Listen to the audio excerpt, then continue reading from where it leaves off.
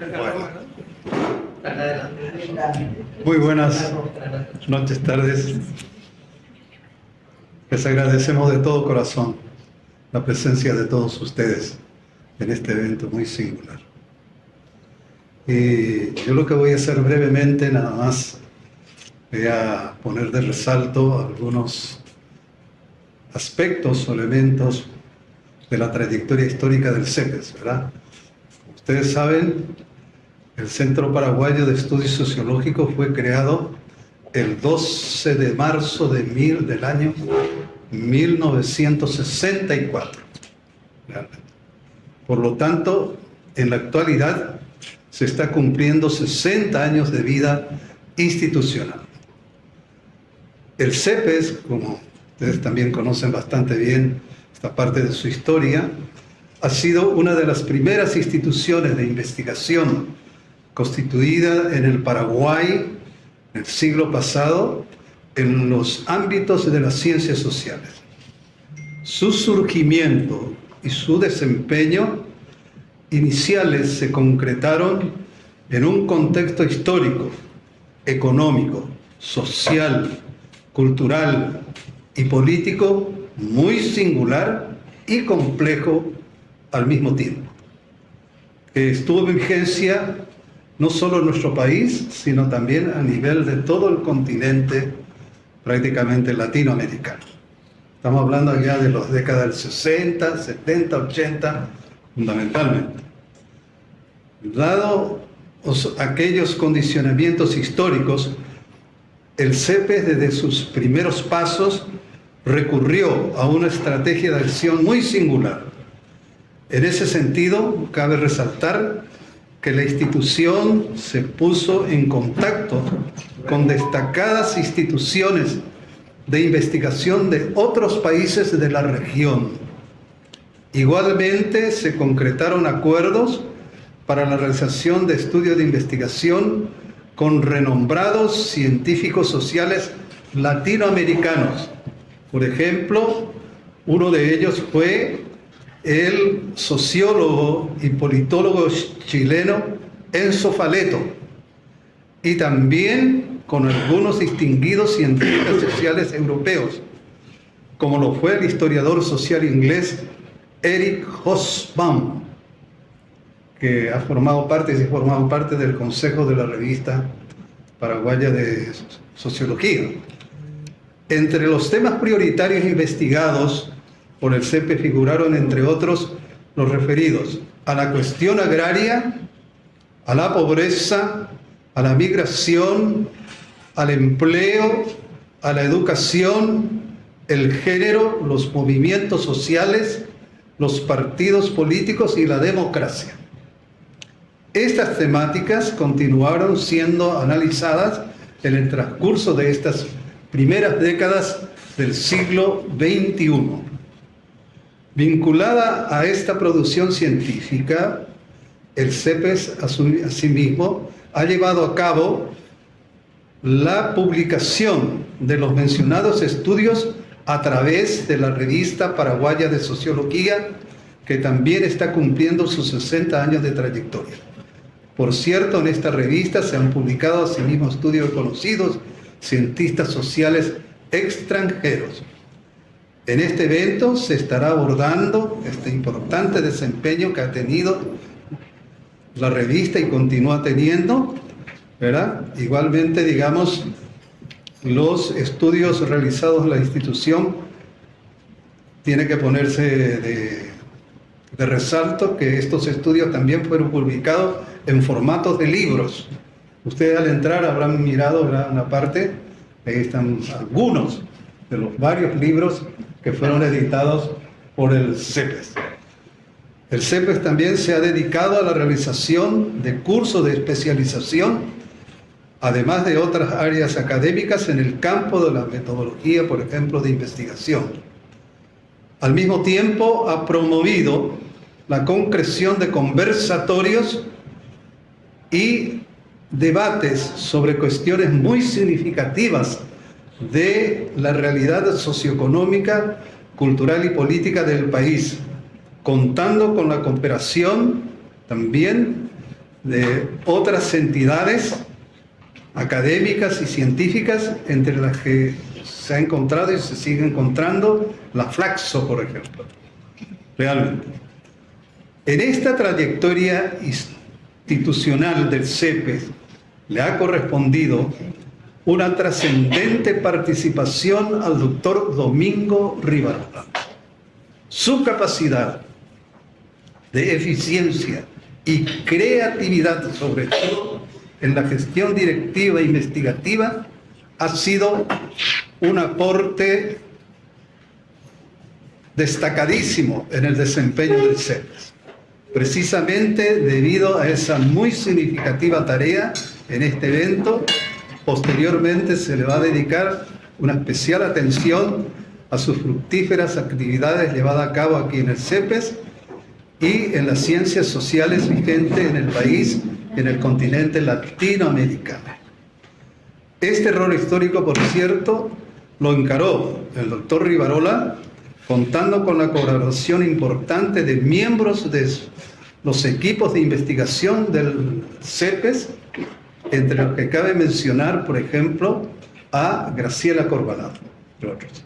Y en fin, para terminar esta breve presentación, yo quisiera agradecer la presencia de los compañeros y compañeras que han trabajado aquí en proyectos de investigación en el Centro Paraguayo de Estudios Sociológicos, sobre todo en las décadas del siglo pasado y también algunas primeras décadas.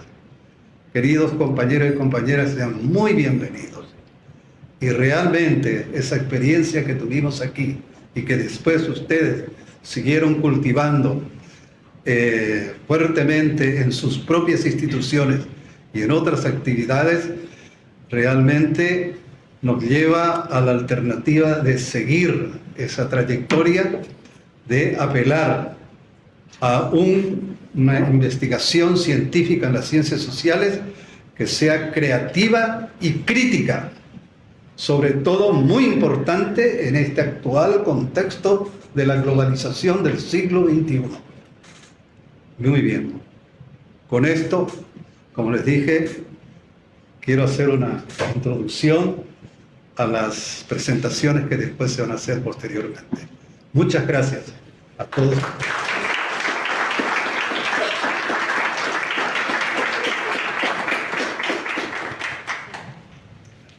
Seguidamente vamos a dar presentación a la Revista Paraguaya de Sociología en su edición número 161 y 162. La presentación va a estar a cargo de sus editores, Mirta Rivarola y Carlos Pérez, a quien invitamos a integrar la mesa. Y la palabra de ustedes. Primero.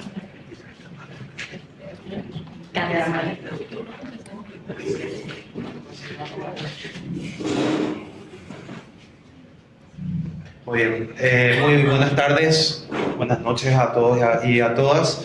Un enorme placer, pero por sobre todas las cosas, una gigante responsabilidad estar aquí en este lugar que para los que seguimos sociología representa tanto, ¿no?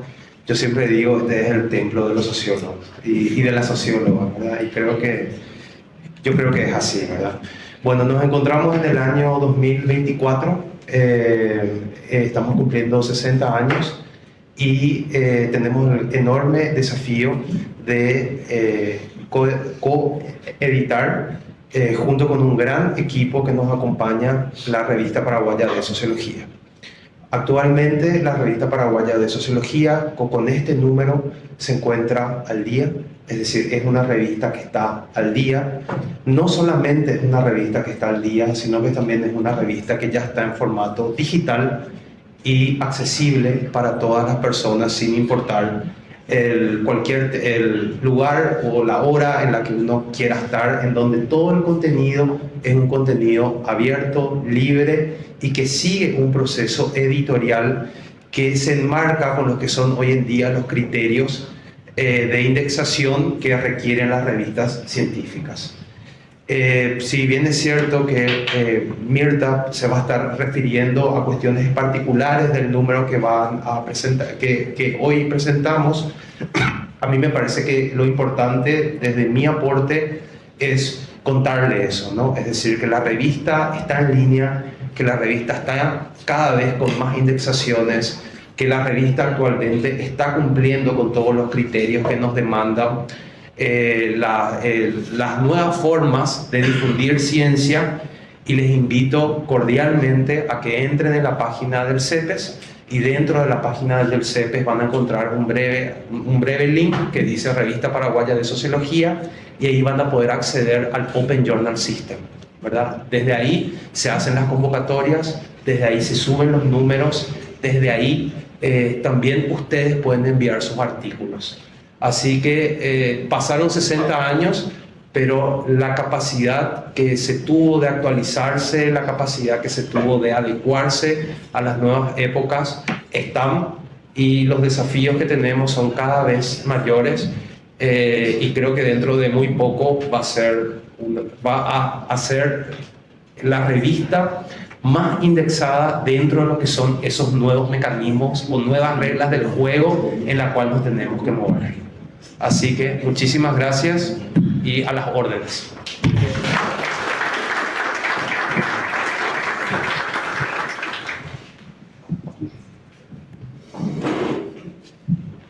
Bueno, sí, muy buenas tardes, buenas noches ya a todas, a todos. Realmente estamos muy, pero muy felices de tenerles en nuestra casa. Después de esta tormenta que vino en un momento dado, dijimos, suspendemos, ¿no? Pero dijimos, no. Había mucha polenta acá en el equipo y dijo, no vamos a suspender, sabemos que esto teníamos que hacer, ¿verdad? Realmente, como lo dijo Luis, en marzo del 1964, el CEPES empieza sus actividades, por eso le llamamos el año aniversario, ¿verdad? Comenzamos en marzo a hacer algunas actividades y hoy estamos culminando el año aniversario, ¿verdad? Justamente con esta que nosotros le llamamos fiesta con nuestras amigas y con nuestros amigos y con las personas que durante tanto tiempo han colaborado y se han comprometido con las ciencias sociales. Y en un contexto como el de hoy, tan complicado y tan difícil, sobre todo para las ciencias, y en nuestro país, creemos que tener un espacio como este tiene que ser sumamente valorado. Y como bien lo dijo Carlos, la revista está a disposición para que podamos escribir, para que podamos justamente ahí tener un espacio de discusión de ideas que consideramos que es fundamental en este tiempo. Yo quiero hacer brevemente un recuento de lo que es este número que hoy se presenta. Este número, el que es el número 161, 162, es un número doble, es un número que se denomina Artículos de Sociología sobre Paraguay en revistas, 1964-1981. Este número compila varios artículos que salieron en distintas revistas, tanto en la revista Paraguaya Sociología en este periodo de tiempo y en otras revistas del país como Criterio y también en Nueva Sociedad.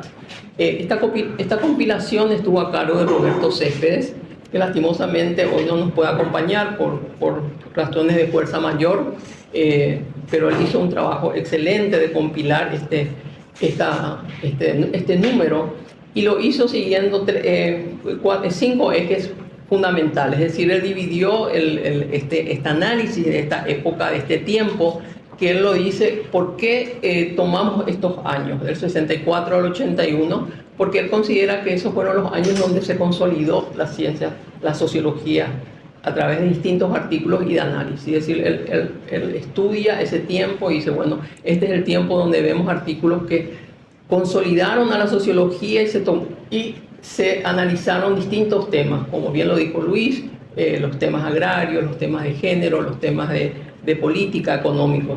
Y él selecciona estos artículos en 5 ejes temáticos que son el proceso de modernización, actores y procesos, estructuras y procesos rurales, estructuras y procesos sociopolíticos y la primera disputa en el campo sociológico, ¿verdad?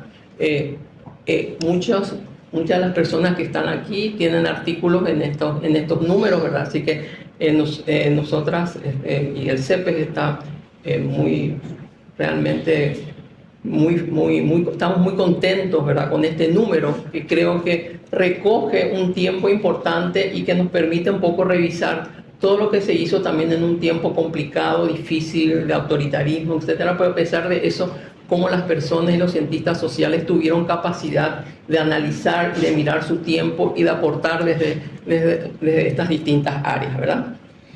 Presentar justamente este contenido en el aniversario de los 60 años es absolutamente para nosotros oportuno, ¿verdad? Porque permite justamente acercarnos a la historia de la sociología en el país y en consecuencia al papel que cumplió esta publicación y al papel que cumplió el CEPES en su momento y también otras entidades que en ese donde salieron estos estudios, ¿verdad?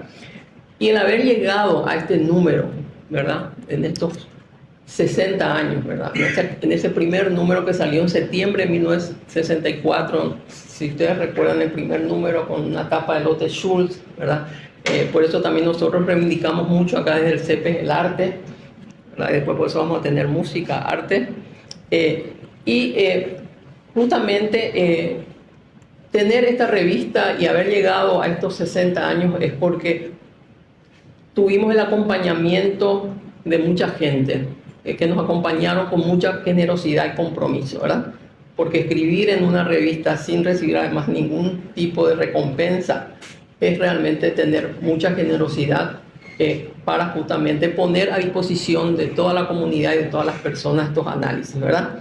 Entonces, en ese sentido, la institución hoy agradece enormemente a todas las personas que han participado y seguirán participando justamente en la consolidación de esta revista, en este nuevo momento que, como lo explicó Carlos, estamos relanzando la revista, estamos con un equipo nuevo, con un equipo también de personas jóvenes que nos están dando mucho impulso para aquellas que estamos ya un poco más años aquí trabajando, ¿verdad? Entonces siempre es importante tener esa sangre nueva que nos permite tener otras perspectivas, otras miradas y otros acercamientos justamente a las problemáticas sociales. Entonces, en ese sentido, yo les invito después que en breve esa revista va a estar también a disposición, ¿verdad? Estamos terminando con algunos detalles para alzar en el sitio, ¿verdad? Pero ya probablemente en la próxima semana ya esté a disposición de todos ustedes.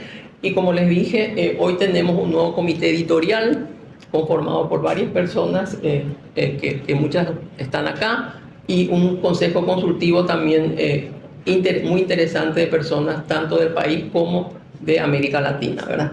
Entonces, como les digo, y para no alargarme más, nuestro compromiso sigue vigente, ¿verdad? Seguir divulgando la producción científica en las ciencias sociales, contribuyendo de esta manera al fortalecimiento del pensamiento crítico, a la pluralidad de ideas, a sostener una democracia que hoy en este momento está cuestionada tremendamente. Sabemos todas las personas que estamos trabajando en los campos de las ciencias sociales, el ambiente que se está dando en este momento en nuestro país, no solamente en nuestro país, sino también en otros países de la región. Así que es muy importante realmente que sigamos comprometidos y comprometidas con el pensamiento, con el trabajo, con el análisis, con mostrar evidencias de lo que está sucediendo, porque no nos podemos quedar callados ni calladas, ¿verdad? Yo creo que es importante que sigamos, y creo que cuando más personas estemos comprometidas en eso, la fuerza va a ser mayor. Entonces no tenemos que decaer. Y en ese sentido, hoy realmente todo el equipo del CEPES tiene una emoción muy grande, ¿verdad? Porque lo que significa 60 años de vida, tantas personas que pasaron acá, tantas personas que son amigas y que siguen el trabajo del CEPES, nos siguen alentando para seguir en situaciones bastante complicadas, ¿verdad? Y eso hoy nos llevó justamente a pensar que era importante hacer un homenaje, ¿verdad? Un homenaje que después van a estar acá en la mesa haciéndole al fundador del CEPES, que en este momento lastimosamente ya está en condiciones de estar acá con nosotros, pero yo sé que él hubiera estado con mucha felicidad acá sentado y con mucho orgullo, ¿verdad? Le vamos a contar, ¿verdad? Que todos sus amigos, colegas estuvieron acá, ¿verdad? Es muy emocionante para nosotros que somos sus hijas, su hijo, que estamos acá su nieta, que estamos acompañando este momento, ¿verdad? Nos llena de emoción y este acto que estamos haciendo lo queremos hacer justamente en este ambiente de amistad, de camaradería y de compromiso, ¿verdad? Y para terminar, simplemente decirle muchísimas gracias a todas y todos.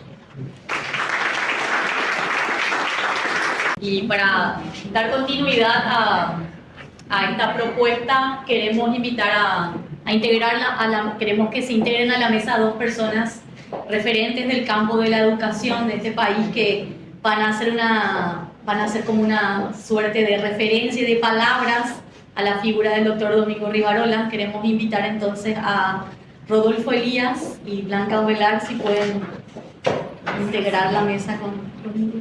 Y van a dedicarnos unas palabras. Quien quiera. A la memoria académica y humana del doctor Domingo Rivarola. No se peleen para empezar. Bueno, muy buenas noches. Realmente una gran emoción este encuentro y la posibilidad de recordar y homenajear a todas las personas que conforman y han conformado el Centro para el Estudio Sociológico y un homenaje especial a Domingo Rivarola. Cuando estábamos organizando esto, bueno, sabemos que se pueden tocar múltiples temas dentro de la amplia producción del CEPES. Nos pareció que, bueno, de hecho lo tenemos que seguir haciendo, seguir discutiendo diversos temas en base a la producción, pero nos pareció muy interesante, muy importante abordar el tema educativo. Particularmente lo que estaremos hablando es los aportes de Domingo Rivarola. Voy a empezar yo y después voy a dar la palabra a Blanca, para que tiene una larga experiencia de trabajo con Domingo. Y yo quisiera básicamente centrarme en unos minutos en un trabajo de Domingo Rivarola que a mí me parece muy interesante y muy importante compartir, que es este libro, que seguro ustedes conocen, Años de Educación y Democracia. Y le llamo a esta breve charla Conversaciones con Domingo Rivarola sobre educación política educativa. Y pongo énfasis en la palabra conversaciones por diversos motivos. Uno de ellos es que en los años que yo estuve acá, y sobre todo en la etapa que me tocó más directamente trabajar con Domingo, cuando él estaba como director de Flaxo, yo estuve como coordinador académico, prácticamente diariamente yo tenía, yo diría, el placer de tener una conversación con él, donde siempre, por supuesto, discutíamos aspectos que tenían que ver con el funcionamiento de Flaxo, pero siempre había un tiempo para analizar un poco lo que estaba pasando, un análisis de coyuntura, de lo que estaba pasando, y por supuesto centrarnos en el tema educativo, que era lo que a mí particularmente me interesa mucho, y también por supuesto a Domingo Rivarola, ¿sí? Él siempre tenía esa actitud. Yo creo que varios de ustedes han tenido esa experiencia de compartir esas largas charlas y conversaciones con él, donde creo que había siempre un deseo de compartir ideas, pero también de escuchar. Yo siempre sentí eso de Rivarola, en el sentido de que siempre él estaba también muy abierto a escuchar y a debatir y a analizar cosas. Y este libro va en esa dirección, porque este libro lo que tiene es una recopilación de todos los artículos que Rivarola escribió en última hora. Ustedes se acordarán, en el correo semanal, que semanalmente publicaba un artículo sobre educación que después se compiló y se publicó en este libro en el año 2000. Básicamente son publicaciones de 1998, 99, que esos son los años que él escribió regularmente en el correo semanal, y que están compilados y organizados por él, ¿verdad?, para esta publicación. Me parece interesante ese hecho, porque los artículos escritos en el periódico estaban dirigidos para la ciudadanía en general. Es decir, no eran artículos, no eran informes de investigación, no eran artículos, digamos, que estarían en una línea más académica. Estaban hechos justamente para que se debata a un nivel ciudadano el tema educativo. Y por otro lado, no por eso perdían en su presentación y en su discusión la profundidad, la densidad y las bases teóricas que planteaban su trabajo. Entonces, brevemente, quisiera decir, Como dijo Mirta, en este momento sabemos que Domingo Rivarola, por su estado de salud, no nos puede acompañar, pero seguramente estará muy contento al saber que estamos reunidos para conversar sobre los temas que tanto le preocupan e interesan, en un encuentro como los numerosos que se han realizado en el CEPES y Flaxo en todos estos años. Pues yo, si algo también he valorado en todos estos años, son este tipo de encuentros que lo hemos tenido con mucha frecuencia. Bueno, y el libro se llama Nueva Educación, Democracia, Realidad y Utopía. Quiero simplemente recuperar algunas cosas. Primera cosa que te voy a decir es que es un periodo muy específico que este libro refleja, que son los primeros 10 años de transición democrática, que coinciden también con los primeros años de la reforma educativa. Entonces creo que hay un enfoque un poco evaluativo, que como él dice en varias partes, de un optimismo ingenuo que al inicio de la transición democrática a un análisis ya más crítico de lo que ha significado estos años y también las dificultades que se ha tenido en esa construcción democrática y podemos decir también en la construcción de una reforma en educación, ¿verdad? Entonces este libro aborda, por eso me parece interesante. Y creo que uno de los ejes centrales del trabajo de Rivarola, sobre todo en este periodo, tiene que ver con esta relación o esta tensión que se da entre una sociedad conservadora tradicional y un esfuerzo de construir hacia una modernidad. Eso es lo que él plantea, que para mí es uno de sus libros claves en una sociedad conservadora ante los desafíos de la modernidad. Ese es un libro que él publica en 1991. Una pregunta fundamental que se plantea en este libro: ¿lo que llamamos transición constituye verdaderamente una coyuntura de cambio o se trata de una mera reacomodación de antiguos intereses? ¿Verdad? Eso es lo que guía la discusión. Discute el concepto de conservadurismo, ¿verdad? Que lo plantea como que el conservadurismo ve el cambio como riesgo, anteponer el orden al cambio. Dice el paternalismo, el mantenimiento de viejas estructuras de poder y las prácticas del autoritarismo. Y también algo interesante que anoté, que él habla del gradualismo como una opción que va más hacia el lado conservador. Por otro lado, él discute el concepto de modernización y habla de una racionalidad instrumental y algo que para mí al menos es muy esclarecedor: puede darse modernización sin modernidad. Y el ejemplo que él da más concreto es el de Itaipú. Tomando la cita de este libro, dice: el fracaso de la pretensión del régimen dictatorial de generar un proceso de modernización no se debió a otra cosa sino a la naturaleza conservadora del modelo del poder. Es decir, modernización dentro de una estructura conservadora de poder. Y modernidad, como que el tema central, debe ser visto como, lo plantea, un acto revolucionario, como un cambio estructural profundo y opuesto al modelo tradicional conservador. Allí Rivarola acude a un amplio debate y a las diversas posiciones en torno al concepto mismo de modernidad, que sabemos que es un concepto casi, yo diría, nuclear cuando se habla de ciencias sociales, sociología, que surge justamente en torno a lo que es la modernidad o cómo se entiende la modernidad. Acude entonces a un amplio debate a las posiciones en torno a la modernidad que se dan en la región, especialmente él toma, y de hecho uno de sus autores clave es Gino Germani, por ejemplo, donde habla este autor de los cambios conductuales e institucionales que requieren una modernidad, en términos de secularización, cambio institucional, desarrollo económico, etc. Este análisis que hizo Rivarola en ese periodo, cuando habla justamente de esto de la modernidad, lo hizo indudablemente dentro de un contexto de un grupo de investigadores que ya mencionaba Luis Galeano. Él es uno de ellos, por supuesto, y otros, ¿verdad?, del CEPES durante mucho tiempo, y también, creo muy importante, también lo decía Luis, vinculado a todo un debate regional que sabemos que estuvo en el germen mismo de Flaxo a nivel regional y también de Claxo, ¿verdad? Organizaciones e instituciones en que Domingo Rivarola estuvo involucrado desde su propia creación.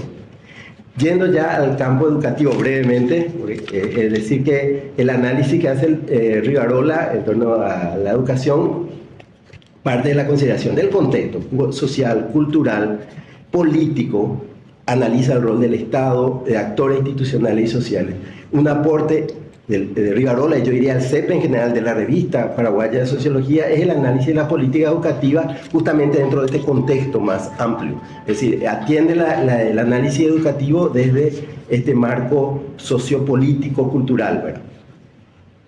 Yendo al tema de sus trabajos, ahí yo recupero mucho esta idea de tensión entre lo conservador y la modernidad que él traslada, y yo creo que es uno de los ejes del análisis que hace Rivarola en el campo educativo. Una línea, yo diría, muy fuerte, clara, fructífera del pensamiento de Rivarola en el análisis de educación.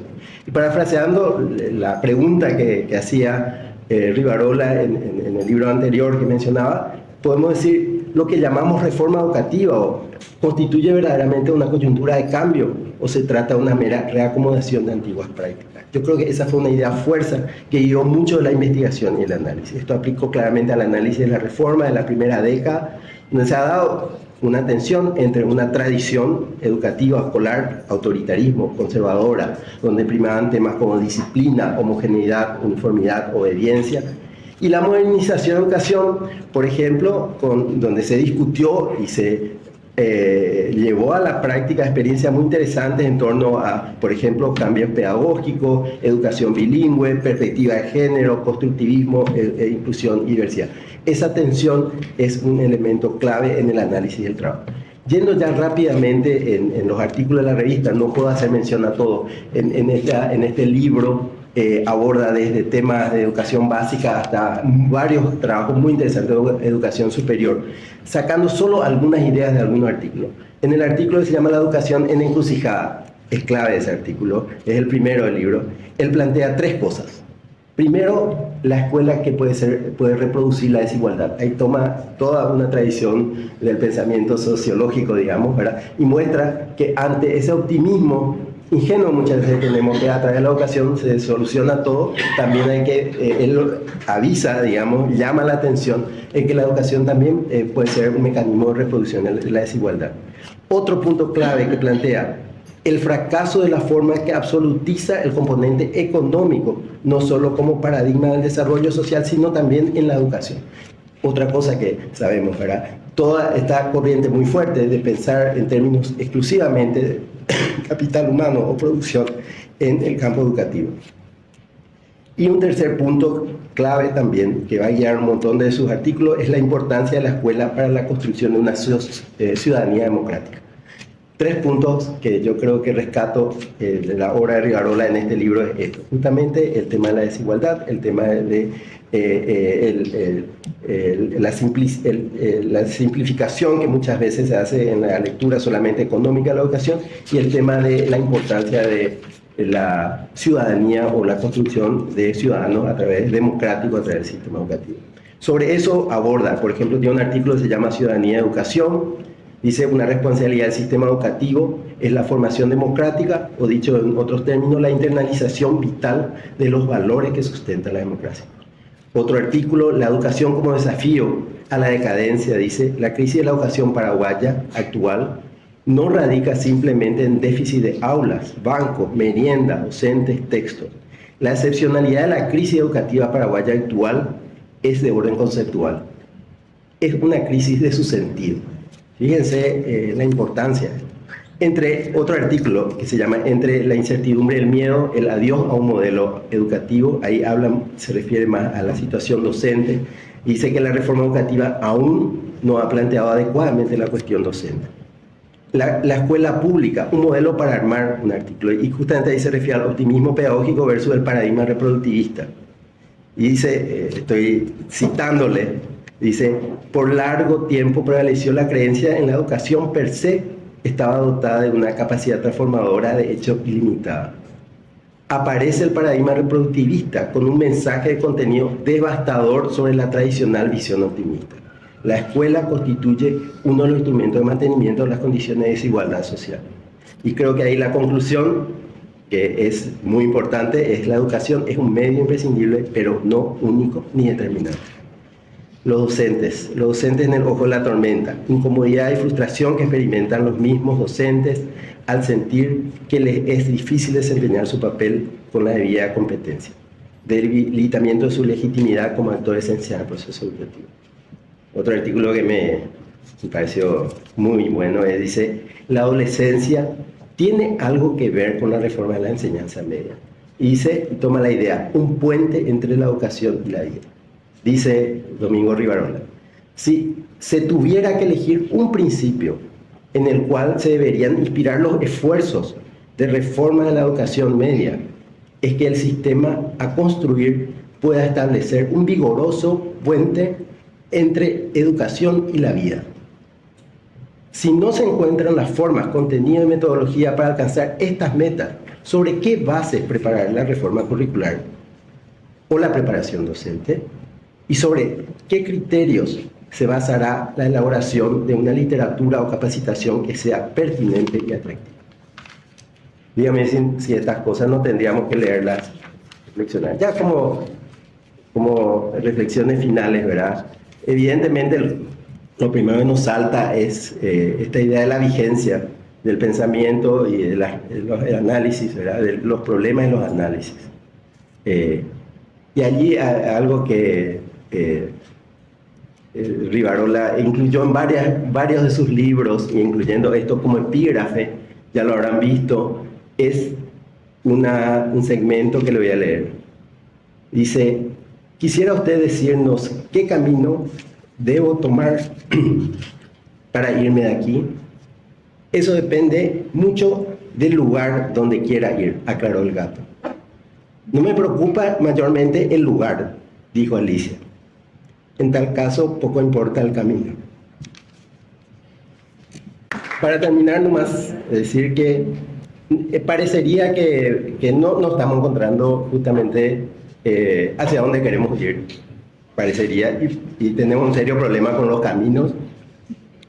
Y nos planteamos que realmente la necesidad, y creo que el mensaje final que nos transmite Rivarola es la necesidad de profundizar en la teorización, la investigación y la discusión rigurosa, pluralista, abierta sobre el tema educativo. Creo que ese es el gran mensaje y la gran responsabilidad que tenemos los que estamos hoy aquí, ¿verdad?, en este espacio. Muchísimas gracias. Buenas noches. Es un privilegio poder compartir este espacio con un auditorio tan selecto donde están varios maestros minutos. Y también con la percepción de una nueva generación de jóvenes que están allí, que nos prometen el recambio y la esperanza de que la buena semilla no muere y de que la fe en el cambio, en la educación, tenemos que mantenerla intacta.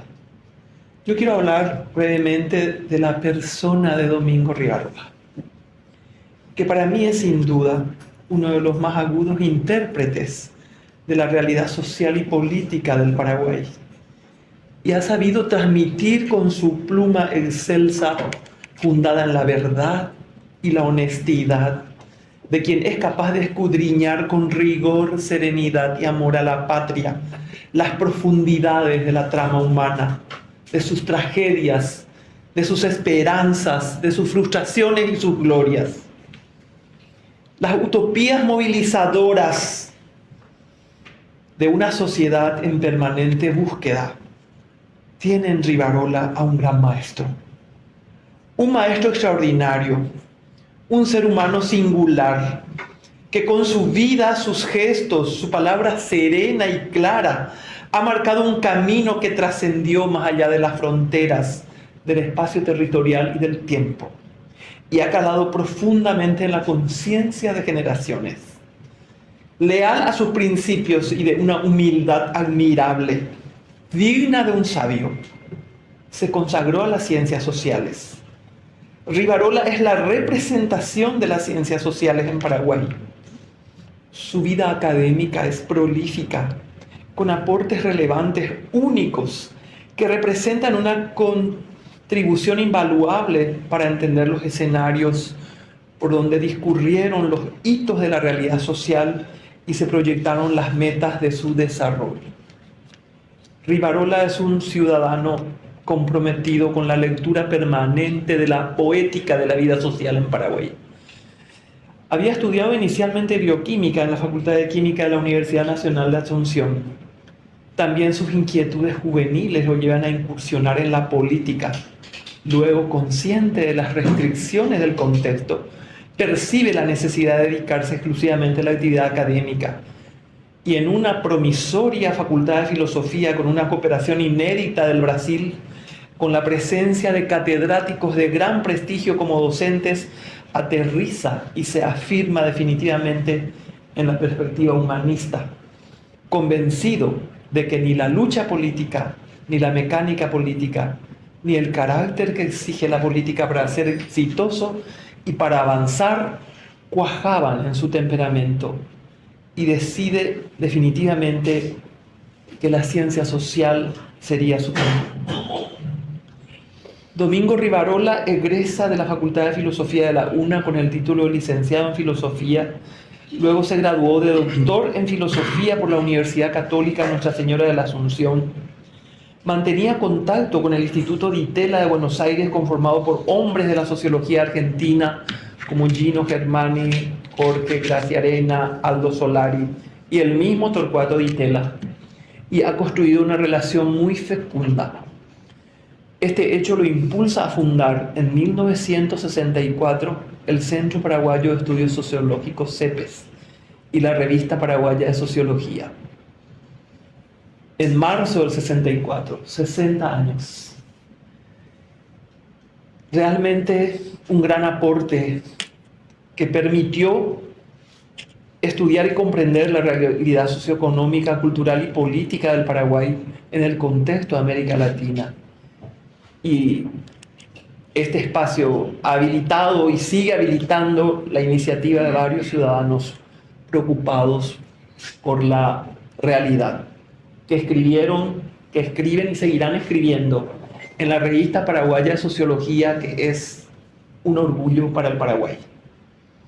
Me decía hoy un doctor, el doctor José Manuel Silvero, el mérito más grande de Rivarola es que escondió la sociología, la elevó y la puso en el CEPES, y la puso en la Revista Paraguaya de Sociología, y allí trascendió y no murió aplastada por el régimen y por el autoritarismo imperante por largo tiempo en el Paraguay. El doctor Rivarola ha tenido desde sus inicios una proficua labor intelectual. Participó en los años 90 en espacios de diálogo y asesoría sobre las transformaciones sociales, incluyendo las educativas, promoviendo reformas basadas en la equidad, la participación ciudadana y la modernización del sistema educativo. Colaboró también en otros procesos de cambio dentro del Estado paraguayo, como ser la implementación del programa social. El programa Tecoponá, le debemos a él, se ha desarrollado desde el 2003. Su enfoque y visión crítica enfatizaron la visión de un sistema educativo que debía contribuir a superar las desigualdades sociales. Vimos cómo Rudy nos hizo un recuento de cómo eso ha sido el centro de una preocupación, porque realmente la fe en la educación y entender claramente que es el único camino que tiene el ciudadano para el ascenso social, para la construcción de la integración social, el ejercicio de la ciudadanía. Realmente, sin duda, la educación es la única política social cuyo desarrollo afecta simultáneamente la competitividad económica, la equidad social y el ejercicio de la ciudadanía. Pero puestas en un contexto de desigualdades estructurales tan profundas, donde los méritos de los ciudadanos no siempre son suficientes para poder escalar posiciones, adquirir mayor responsabilidad, participar activamente en la vida social, hace que nos pensemos en que hacen falta otras políticas. La educación per se no nos permite lograr las metas de desarrollo y de búsqueda de equidad en una sociedad tan desigual. Sin embargo, sin educación no podemos hacer, no podemos aspirar siquiera promover. Y Rudy me hace recordar en este recuento estupendo que hace del pensamiento de Rivarola sobre la educación, con énfasis en la educación. Realmente, ¿cuál ha sido la preocupación perenne de él? Y hoy leemos a nuevos pensadores que están emergiendo. Justamente Rudy me ayudó a despertar el interés en un inglés a quien les vengo siguiendo, que es Stefan Wall, que pone muy en cuestión la cuestión de PISA y toda esa categorización de los países y los ciudadanos y las escuelas a partir de un indicador, como si se pudiera traducir el papel de la escuela y toda la acción educativa, social de la escuela en un número. Hace un cuestionamiento muy de fondo a eso. Ha creado unas palabras clave como la performatividad. Pero a mí me impacta cómo Rivarola se anticipó tanto tiempo a esta problemática, porque ustedes saben que dice Stefan Wall: todo lo que sabemos sobre la escuela, todo el marco epistemológico que tenemos para explicar la escuela y su acción, hoy no nos alcanzan para entender lo que tenemos que hacer. El desconcierto es enorme. No estamos asimilando. Él se preguntaba cómo tender puentes en la adolescencia con un proyecto de vida y la acción de la escuela. Y justamente ese es un enorme desafío hoy. Los docentes que ignoran la cultura juvenil, el impacto de las nuevas tecnologías, todo este cambio social que reconfigura de pies a cabeza la sociedad, sus hábitos, sus pautas, sus valores, hace que realmente nos preguntemos qué tenemos que hacer. Estamos desconcertados y la escuela está más desconcertada todavía. Y en este desconcierto a muchos maestros se les ha perdido la brújula, se les ha perdido. Muchos dicen que la brújula se escondió deliberadamente, otros dicen que la perdieron. En fin, son momentos profundamente interpeladores donde, si miramos el tiempo pasado, vemos que hemos luchado por metas que hoy están en foja cero. Parecería ser que tenemos que empezar todo de nuevo. Y esa impresión causa un desasosiego, pero también un vacío y una pregunta. ¿Y quién como Rivarola nos ha ayudado a interrogarnos sobre la realidad? A preguntarnos qué hacer.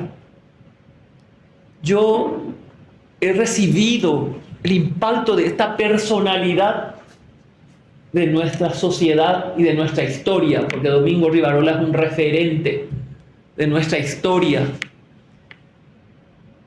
Afuera, en un viaje en Israel, donde fuimos referentes de la educación, yo era viceministra de Educación, y se me acerca un sociólogo colombiano, discípulo de Fals Borda, Gonzalo Cataño, y me dice: ¿cómo está Domingo? Tengo que ir a visitarlo. Yo en Paraguay las ciencias sociales encontré en el CEPES y no en la universidad. Estuve un tiempo aquí. Realmente es admirable. Creo que es el paraguayo más universal. Bueno, apartemos a Roa, me dice Gonzalo Cataño. Y hoy me decía el doctor Silvero, él estuvo en la UNAM y tuvieron una conferencia de Enrique Dussel. Y le dicen a Enrique Dussel: tenemos aquí un paraguayo, porque trabajó el doctor Silvero en la UNAM. Y le dicen: quiero hablar con él. Y se va el doctor Silvero emocionado de hablar en persona con Enrique Dussel y le dice: conozco el Paraguay gracias a Domingo Rivarola. Tengo sus libros. Otra experiencia que quiero contarles de la notable contribución de Rivarola, que ha realmente trascendido por lejos nuestras fronteras. Esperanza Martínez hace su especialización en medicina en la Universidad de Lovaina. Y uno de sus profesores viene un día y le dice: voy a pedirles un trabajo sobre la realidad social de su país. Van a tomar indicadores de salud o de cualquier otro aspecto de la realidad social y van a hacer este trabajo con estas características, y con esto les voy a hacer valer no sé qué cosa más dentro del proceso académico. Y Esperanza se pone sus dos manos sobre la cabeza, no sabe dónde ir, y entra como sonámbula en la biblioteca de la Universidad de Lovaina, mira y dice que yo voy a encontrar acá nada de Paraguay, hasta que encuentra la revista paraguaya de sociología. Y la revista paraguaya de sociología tenía toda la información que ella necesitaba para hacer un trabajo, hizo un trabajo y se lució. Me dijo que desde esa vez lee la revista paraguaya de sociología. Realmente la contribución de Rivarola, del CEPES, de toda esa playa de brillante de paraguayos y muchos amigos extranjeros que han contribuido y han escrito en la revista, han permitido a nuestro país trascender. No es en vano el reconocimiento que él ha recibido. Y yo creo que entre los más relevantes está el título del doctor honoris causa, que en el año 2015 recibió por su distinguida carrera académica, sus importantes aportes a la consolidación de las ciencias sociales en Paraguay y su contribución de más de 50 años de labor en el campo de las ciencias sociales en América Latina, que fue otorgado por el Consejo Superior de la Flaxo. ¿Cuántas personas recibieron el doctorado honoris causa otorgado por la Flaxo? 4. Rivarola es paraguayo y él es uno. El acto de entrega de ese reconocimiento se llevó a cabo en el marco del Congreso de las Ciencias Sociales en agosto del 2015. Quiero contarles además que en junio del 2019, la Cámara de Senadores, por declaración número 81, reconoce la relevante trayectoria del Centro Paraguayo de Estudios Sociológicos, dedicada a la investigación, docencia, documentación, difusión y capacitación en el campo de la ciencia.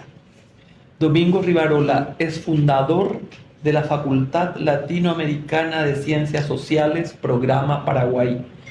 Flaxo Paraguay lo debemos a él, a su red de contactos, a su reconocimiento internacional y a la búsqueda siempre incesante que ha tenido en su vida de buscar lo mejor para su país, de posicionar su país, su amor intenso al Paraguay, que le llevó a desdeñar ofertas para trabajar en el extranjero y mudarse definitivamente y vivir afuera.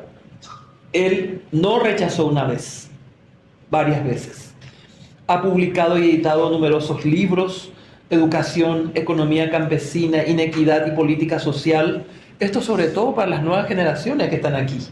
Educación y Democracia, Educación Superior en el Paraguay, Política Social. Entre las principales publicaciones se encuentran Población en Paraguay, los determinantes del rendimiento educativo en el Paraguay, Estado, Campesinos y Modernización Agrícola, del 82, los movimientos sociales en el Paraguay, 86, Militares y políticos en una transición atípica, una sociedad conservadora ante los desafíos de la modernidad, una obra fundante que no podemos no leerla y releerla. La pobreza rural de cara al siglo XXI, economía campesina, tipología y propuestas de políticas diferenciadas, inequidad y política social, educación y democracia, pobreza y gestión social, pobreza y cambio social, educación superior universitaria en el Paraguay, política social en la transición 2005, historia del pensamiento paraguayo, entre otros. El CEPES y la Revista Paraguaya de Sociología se erigieron como espacios de generación y contención del pensamiento social crítico en Paraguay en pleno tiempo de censura y persecución política. Desde la habilitación de estos ámbitos se inició una producción sistemática de investigaciones en ciencias sociales y políticas, estimulando el respeto a la pluralidad de pensamientos y la aparición de nuevos enfoques teórico-metodológicos, posicionando al Paraguay en el escenario regional del desarrollo de las ciencias sociales. En un ejercicio incesante por la producción de conocimiento mediante datos estadísticos, el espectro de análisis del CEPES abrazó múltiples ámbitos temáticos, como los estudios rurales, el campo de la sociología urbana, la educación, los estudios de género, partidos políticos, transición a la democracia, entre otros. Conjuntamente, el centro puso atención permanente a la formación de investigadores a través de cursos, seminarios y talleres, y a la labor editorial mediante la publicación de libros, revistas, cuadernos de discusión, informes de investigación, entre otros. Sus principales herramientas de publicación y archivo han sido la Revista Paraguaya y el Centro Paraguayo de Documentación. En abril de 2019, el CEPES donó a la Biblioteca del Congreso Nacional un amplio e importante acervo periodístico que conformó durante décadas la hemeroteca de la citada institución. 100 años de publicación, desde 1917 hasta el 2017. Los diarios están en una extensa colección que acaba de terminarse de curar. Y ojalá tengamos la oportunidad de preparar muy pronto, en el marco del convenio que tenemos, un ciclo de charlas. Hemos hecho algunos que otros eventos con algunos historiadores, pero lejos está la biblioteca de ser un espacio de promoción del pensamiento democrático y de la recepción y discusión de las inquietudes ciudadanas. Necesitamos dar ese viraje y se tienen que dar una serie de variables para que eso suceda, y nosotros venimos luchando por eso y perseveraremos. No es fácil en el ámbito de la política a veces construir eso que no es importante para la agenda del cotidiano vivir en la política. Nunca voy a olvidar, doctor Luis Galeano, la perseverancia con la que Domingo Rivarola procuró en el gobierno que inició en el 2003 a que creara el gabinete social. Tan claro tenía que no había posibilidad alguna de incidir en los indicadores sociales si no se tenía la capacidad del Estado de articular las acciones de los fragmentados ministerios, cada uno como guetos que manejaban sus estadísticas, pero la realidad permanecía inalterable. ¡Qué gran esfuerzo ha sido eso! ¿Cuánto se intentó? Yo recuerdo que Rivarola escribió el decreto por el cual se fundamenta la creación del gabinete social. Y duró tan poco, porque costaba mucho. Y me mira el doctor Borda, él dirigía el gabinete económico y era tan clara la autoridad económica en el Estado. ¿Quién podía discutir que el ministro de Hacienda, con el presidente del Banco Central, con el ministro de Industria y, en fin, con la dirección de tributación, era la autoridad económica? Y la autoridad social, esa no existía. O sea, se diluía en ministerios como departamentos estancos donde cada uno tenía su listita de los pobres. Y cada uno hacía sus estadísticas, pero la realidad permanecía inalterada. Y ese ha sido el desafío y el pensamiento global de un hombre con enormes inquietudes sociales y tan comprometido, sobre todo con el más desfavorecido, tan comprometido con la justicia como Rivarola, le impulsaba a pensar e incursionar a él, que es un teórico que está en el marco de las ideas, del análisis de esa realidad, entrar y penetrar y tratar de comprender desde las miserias de ese día a día en la gestión del Estado. Él ha estado a mi lado cuando yo fui ministra y sentí siempre como el afecto y la protección de un padre.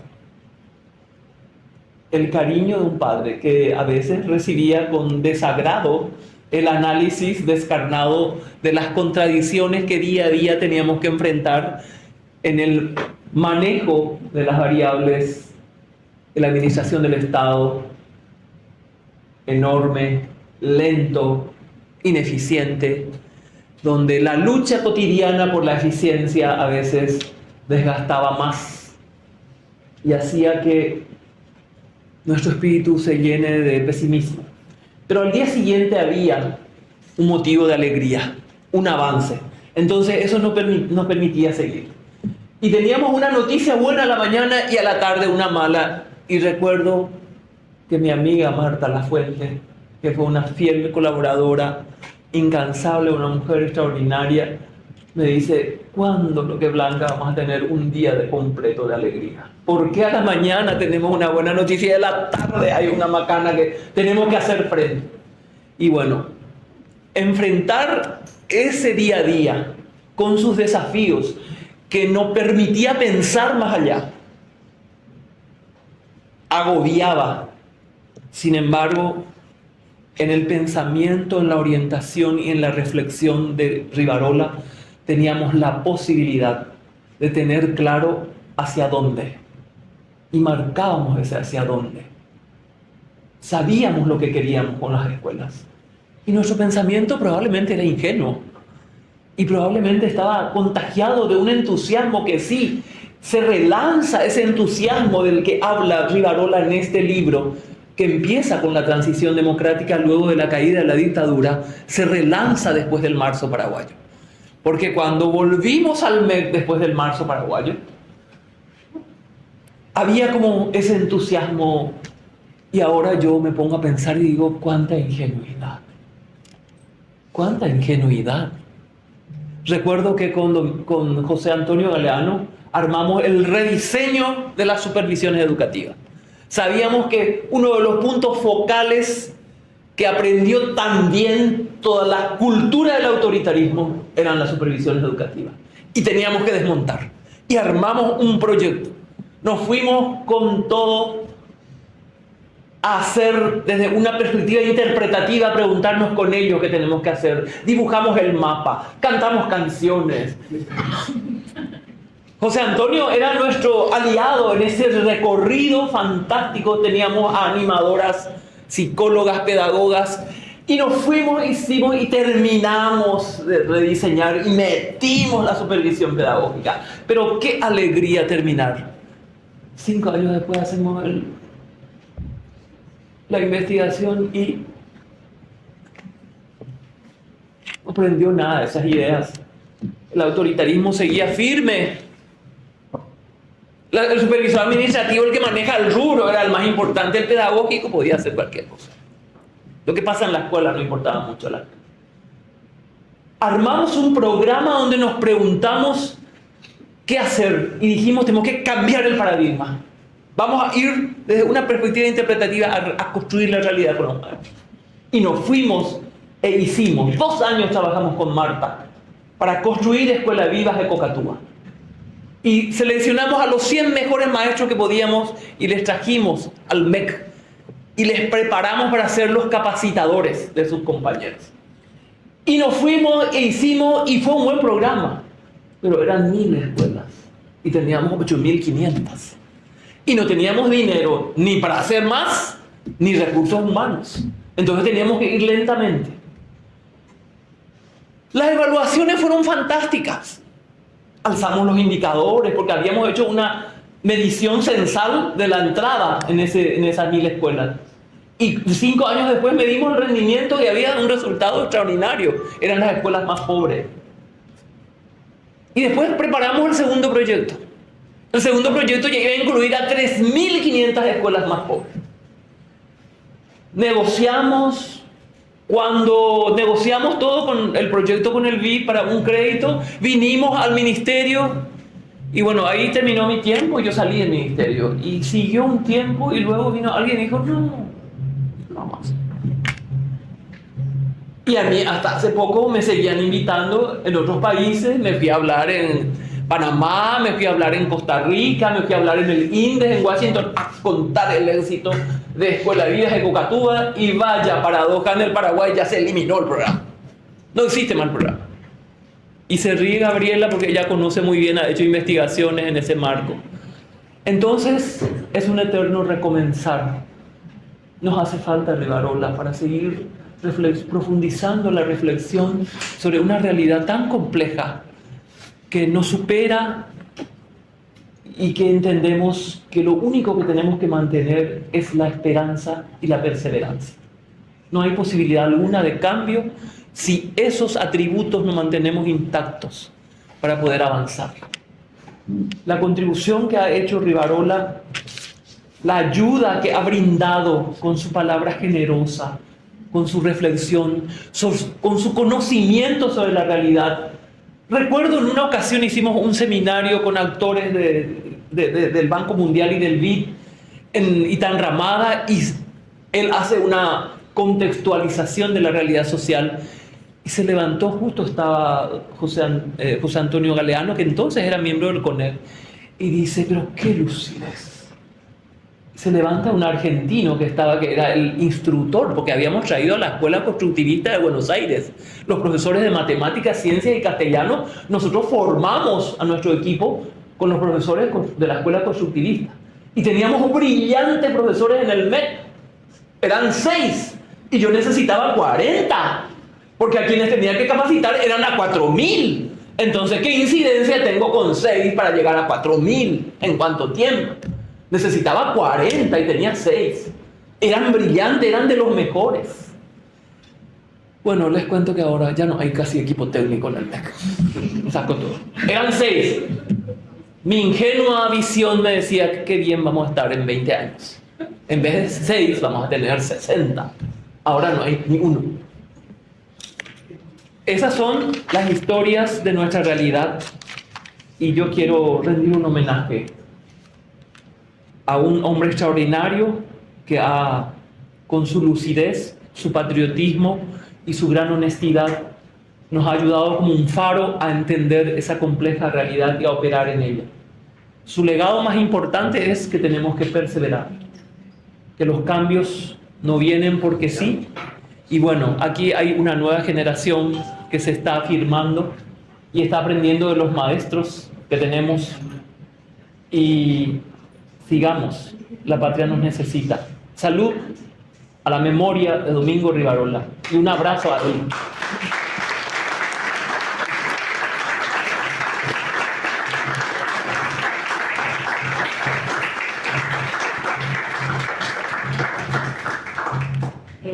Para ir cerrando este espacio de homenajes, memoria y ejercicio, quisiera saber si están los representantes justamente del CONEC, del Consejo Nacional de Educación y Cultura. No sé si llegaron, ¿no? Entonces voy a pasarle la palabra a Mirta para la parte final de nuestro homenaje. Queremos hacer un otro homenaje que es un reconocimiento al doctor Gustavo González, que fue un referente intelectual y artístico a nivel nacional, y él es una persona que tuvo mucho que ver con el nacimiento de esta casa, con los aportes para que este proyecto se inicie. Entonces tenemos un pequeño reconocimiento que queremos dar. Porque si quieren podemos retornar.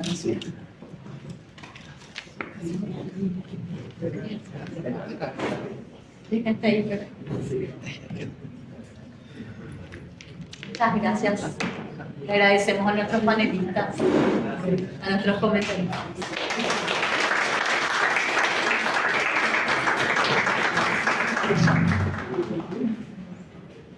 Sí, ya como punto final de este acto, después, claro, le invitamos a un brindis, también a escuchar música, que va a estar el grupo de Ruby acompañándonos. Queríamos hacer un reconocimiento también hoy a Gustavo González. Lastimosamente, su familia, su hija no pudo asistir hoy, ¿verdad? Pero Gustavo, la casa del CEPES fue la casa de Gustavo González. Cuando el CEPES comienza a trabajar, ¿verdad? Y Gustavo González era muy amigo de mi padre porque Gustavo González también era del Partido Liberal, ellos se encontraban ahí, conversaban, hablaban. Mi padre le contaba un poco de sus proyectos, de la necesidad de tener un espacio. Entonces, él realmente, mi padre está en un acto así un poco de bastante de Quijote, decide comprar esa casa. Y cuando él nos cuenta siempre, la madre que hizo un préstamo, pero Gustavo González le dio con las mayores condiciones para comprar ese local, ¿verdad? Entonces, para nosotros ese espacio es importante, tener ese local con esa historia. Una persona como Gustavo González también, que además de ser médico, era un sabio que trabajaba en distintos aspectos de la vida social paraguaya, sobre todo en el tema del análisis del guaraní, etc. Entonces tienen varios estudios hechos, ¿verdad?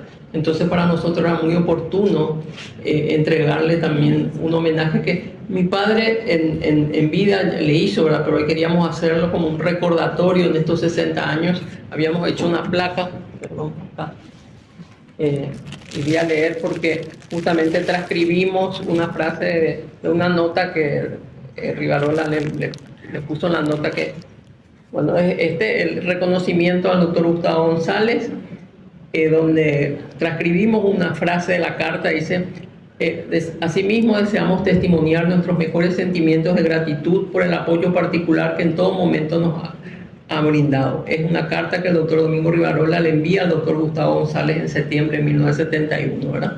Entonces, hoy en nuestros 60 años, entonces también estamos entregando en un reconocimiento un poco a una de las personas que también ha apoyado en nombre de él, ¿verdad? Todas las personas que han acompañado al CEPES en todo este tiempo. Así que, como le dijimos en principio, hay mucha emoción acá, hay un equipo que ha trabajado mucho, ¿verdad? En un momento nos entró mucha desilusión por la lluvia, pero creo que todas las personas que vinieron acá hicieron ese esfuerzo para estar con nosotros y con nosotras, así que pero muy agradecidos y muy agradecidas por la compañía, y esperemos realmente seguir con ustedes acompañándonos en todas las otras actividades que vamos a seguir haciendo seguramente ya en el 2025.